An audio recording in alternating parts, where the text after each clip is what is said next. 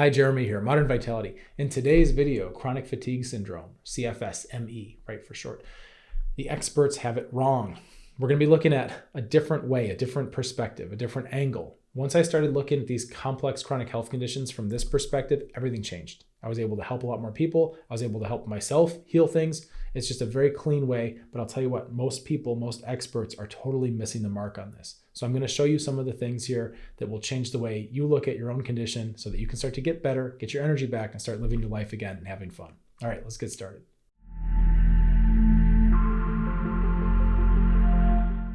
So the best way to look at this is with an analogy or a metaphor.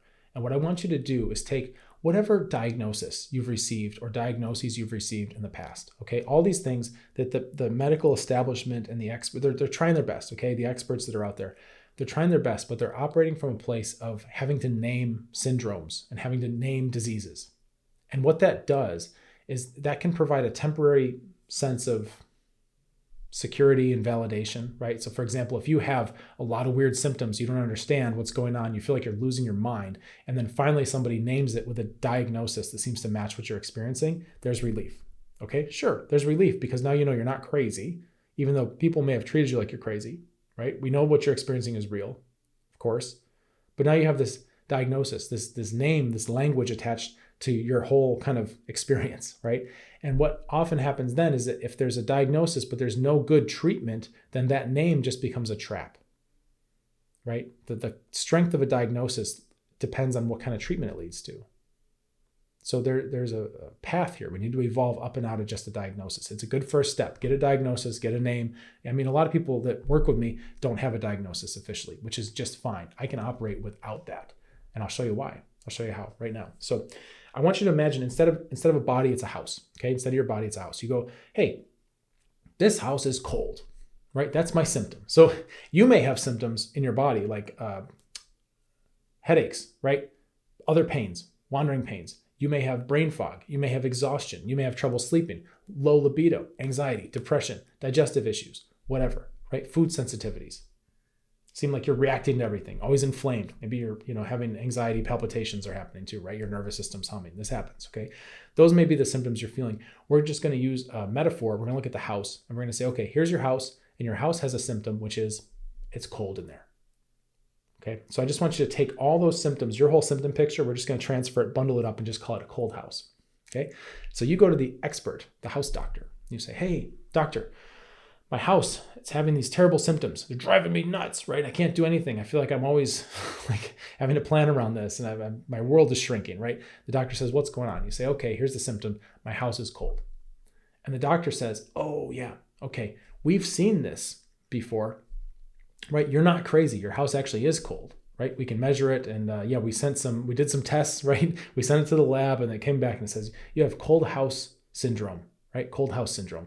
And you say, oh, whew, I knew I wasn't crazy. I doubted it for a minute there, but I'm glad you validated me. Okay, I have cold house syndrome. Okay, what next? And the doctor says, well, naming it's about as far as we got, right? So get cold house syndrome. And, if it's cold in there, then one of the things you could do is warm it up, right? So we actually recommend that you get a space heater and you put this space heater in your house and you plug it in and turn it on, and that will warm up your house, and that should take care of it, right? Now, look at this, okay? It's a perfect metaphor, perfect analogy, because what do we have? Is this sustainable, right? To always have to be plugging in, using more energy, right? This thing. Is the house getting stronger as a result of this? Like, is the house learning how to warm itself better, or are we just masking symptoms, right? By putting a space heater in there. So we're going to have a good time with this. What happens if you put the space heater in the house and it doesn't turn on, right? And you come back to the doctor, you say, hey, I did the thing you said and it didn't work for me. The doctor says, well, that's weird, because for, most of the patients with cold house syndrome, when we put a space heater in there, it works, right? I don't know. Head scratcher. I can't help you. That's all we have. You've reached the end of the medical solutions, right? We're going to come back to this, okay? Why wouldn't the space heater work? Why wouldn't it even do it? Why wouldn't it even mask the symptoms? All right. If you have cold house syndrome, there could be different reasons, okay? How many reasons can you think of? This might be a fun little brain exercise, right? How many reasons can you think of why a house could be cold? So we could have the windows are open, right? We could have the insulation is bad or there's none. There could be a hole in the roof. It could be the doors are open. It could be the heater's broken. It could be the power's out, right? It could be something wild like there's a bunch of fans on. Okay, there's all different reasons. Maybe the air conditioning's on, right? All the systems are working fine, but you've got the AC cranked, of course it's cold in there. There's all different reasons, all different ways that we can arrive at this endpoint of cold house syndrome. Okay, all we know is that we've got the symptoms and they seem to match this picture. Okay, but that doesn't tell us anything about the causes, about the systems behind the scenes that are creating this situation, creating this experience. So I would encourage you, we need to start looking backwards. We need to invert this. And we need to say, okay, I got it. The house is cold. Why are all the reasons that a house could be cold? And we start listing them off, right? And we start saying things. Some of them might be crazy, right? Maybe there's no roof at all. Maybe one of the walls is missing. Okay, that's not very common, but every now and then, right, that does happen to a house. Maybe the air conditioning's on. Maybe the windows are open, right? All these things. So we look at that and we make a list of all the causes, right? And we say, okay, here they all are. Now we can start to troubleshoot. Now we can start to go through our house and say, let's see, is there a big hole in the roof? No. Okay, well, we'll cross that one off the list. Are the windows open? No. Okay, we'll cross that off the list, right? Is the heat on? No, it's not. That's weird. Maybe this is part of our cause. Maybe this is part of the reason why the house is so cold, right? And now we can go through and we can step by step, we can troubleshoot the different systems within the house and make sure each one is operational and healthy. The same way with your body, you can troubleshoot immune system, digestive system, neuroadrenal, blood circulation, right? You can make sure all this stuff is turned on and running optimally, and there's an order to do it. All right, whole different deal. Now we're looking at the cause level, the causes, right? The causal level of these symptoms. Instead of working backwards from a disease diagnosis. Cold house syndrome, get a space heater. Great, yeah, it seems to work for most people. It's not sustainable. They got to always have this thing clunking around, it's extra stuff in the way, the kids are tripping over the cord, etc., right? But for some people, the space heater doesn't even work. Why? Well, maybe those people are having cold house syndrome because their power's out. Adding a space heater isn't going to change anything, right? Think about it. Why sometimes you go on a forum, you ask for advice, you do some research, whatever, you find some silver bullet supplement or something that sounds promising for your situation, cold house syndrome, right? And you try that and then it doesn't work for you. It worked for my neighbor, it worked for my friend, it worked for the person at work, it worked for the lady at the fish store, right? But it didn't work for me. What happens then is we go, oh, well, there must be something wrong with me. My case is even more difficult, right? Because the things that worked for other people don't work for me. I feel really hopeless now, right? You got to be careful. You got to guard your hope bank, guard your morale. And one of the reasons why things might not work for you is because you may have a whole different causal layer that's creating your situation. Just like plugging in a space heater in a cold house isn't going to change the temperature in the house if the house is cold because the power's out, right? Really think about that. Really think about that. This makes sense in a house.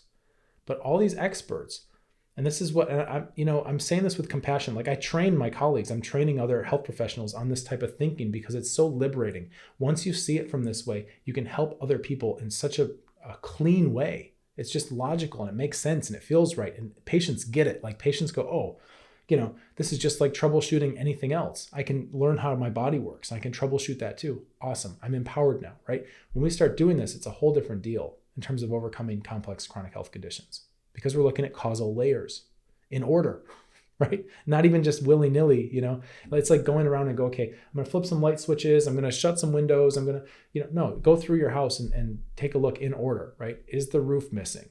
Okay, no. And keep going. There's a step-by-step process that you go through.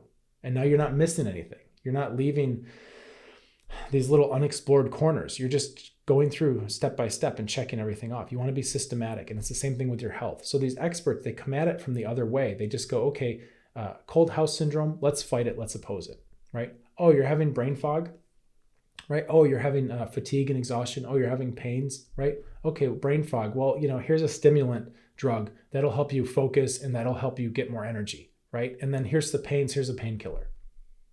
There you go, done deal, right? No, thank you. Okay, it's not sustainable and it doesn't work for everybody because it does nothing for the underlying causes. right? Which secondarily, once we understand this, what's really interesting here is once we understand this is that we can actually improve our whole system beyond just where our symptoms are living.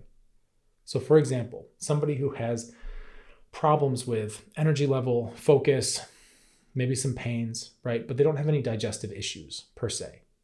Nothing they're complaining about. And sometimes this happens actually. You'll look at the labs and the labs show some inflammation and some suspect stuff. Like maybe there's going to be some pre-issues in the digestive system, but there's nothing to complain about yet. If we just look at treating symptoms, maybe you can get them to calm down. Maybe you can start to get some sense of normalcy back. However, if you go stage by stage, right, and you're healing your body properly, what's going to happen is you're making the whole system stronger. So even if you didn't have any digestive complaints starting out, you can know that the process you're going through is strengthening up your digestive system anyway. It's preventing problems before it happens. It's a whole different way of looking at taking care of your body, taking care of your health. When we start to look at, these systems are damaged, right, in the house. How come it's cold house syndrome? How come you're getting the symptoms you're getting, right? Your systems are damaged in your body. And then we start looking at what damages these systems in the first place, right? Now we're looking at the causes of the causes. Okay, it just keeps going, right? However deep you want to go, you can go. I'm happy to go that far with you. I was just talking to somebody the other day and I was saying, my job is to meet people wherever they're at and take them as far as I can, right? As far as you want to go. That's the relationship. That's the job. I'll walk with you from wherever you are to as far as I can, right? That's the deal. So when we start looking at causes and the causes behind the causes, and this goes on exponentially, right? You can start to see, okay, what are these triggers? How did we get this damage in the first place? And then once we get some of our strength back, then it's time to turn outward and start to rearrange some of our life and our environment and sometimes our relationships, our relationship with food, our relationship with how we spend our energy, our relationships with other people, what kinds of energies we allow into our sphere, all that stuff. Okay, it's super important. You start to curate your environment. It's hard to do that when you're already debilitated and you're like not feeling so good as it is. But that's part of a process, right? Usually when people go through immune system, they start to get a little bit more sense of their boundaries, which is really cool to see happen because the immune system has to do with the boundaries of the body anyway. That's what it is. It's protecting you from not you, right? It's all about your body has a whole system of understanding boundaries. And when that's down or damaged, we also get emotional boundaries can get kind of washy too. Pretty interesting to see how these things correlate, right? And then they go through, get to stage 2, digestive system. It's more about the center and figuring out like who you are inside. I've talked more about this in other videos. I'm just going to skim through this. Stage 3 is more about the past and letting go of past issues, past events, right? And then stage 4 is more about the future. So usually throughout this process, we'll start to see people as they get a little more energy, they start to curate different parts of their life to prevent more damage. Really cool. This is sustainable. This is long-term. This is how you heal and recover instead of just trying to plug in a space heater, whether or not you even have electricity on your house. Okay. So don't get stuck in those traps where you're in the mental model of the experts who don't know how to look at systems. All right. It's not their fault. You don't get taught this stuff. These are things I've had to seek out myself. I've had to explore. I've had to meditate on. I've had to learn from all different fields of study. I'm constantly reading from places that have seemingly nothing to do with medicine, right? But I find wisdom everywhere in terms of how to look at systems, how to think clearly, get rid of cognitive illusions and biases. Like there's a lot of stuff I look at to keep our problem solving clean and clear so that when we apply that lens to you healing, we don't have a lot of noise. Okay, but this is stuff that they don't teach us in medical school. For sure. This is advanced stuff. So don't be too hard on the experts, right? Because they're doing their best. But you know what? Sometimes their best isn't good enough to really solve your problem. And that's why it's important that you take it upon yourself, right? Whether you like it or not, you're here on my channel. You found this place, right? Because you're driven and you're researching and you know that it's worth it and you have to do some of this yourself. You've been put in that position and you're rising to the occasion. You're rising to the challenge. That's why you're here, right? That happens. I will tell you, you don't have to do this alone, okay? If you're struggling with one of these conditions, and you're kind of lost and trying to figure out what your next steps are and how to put together the pieces of your puzzle and heal, right? You don't have to do it alone. We've got a lovely community. I built it. It's off of all these, it's not on Facebook or anything. We have our own private chat group. I'm in there every day. You can ask me anything you want, right? We can say things that are uncensored. I don't have to worry about being deplatformed. It's my own group, right? I can be very open, very candid, very honest about anything you ask about. I'll lend my perspective. It's free to join. There's all kinds of other people. It's international, right? There's people from all over the world going through their own healing journeys. So you can watch other people following our process and you can see what's working. You can see where they get stuck. You can see how we troubleshoot things, how we handle bad days and flare-ups, and how we always keep moving forward no matter what. It's a lovely place. There's not a lot of misery and complaining. It's a lot of support and positivity. It's wonderful. So it's free to join. There's a link in the description. We do fill up. It's a small group. I keep it pretty small, but we do fill up. So that means that there might be a wait, right? If I see your application and it looks good, you look like a good fit for our group, I'll get you in as soon as I can. It might be the next monthly cohort, right? We do them in monthly cohorts. So it might be a month, might be 2 months. I don't know. I'll try to get you in as soon as I can because I know that you're ready and you want to heal. So we're there, okay? There's all kinds of resources waiting for you. I look forward to seeing you in there.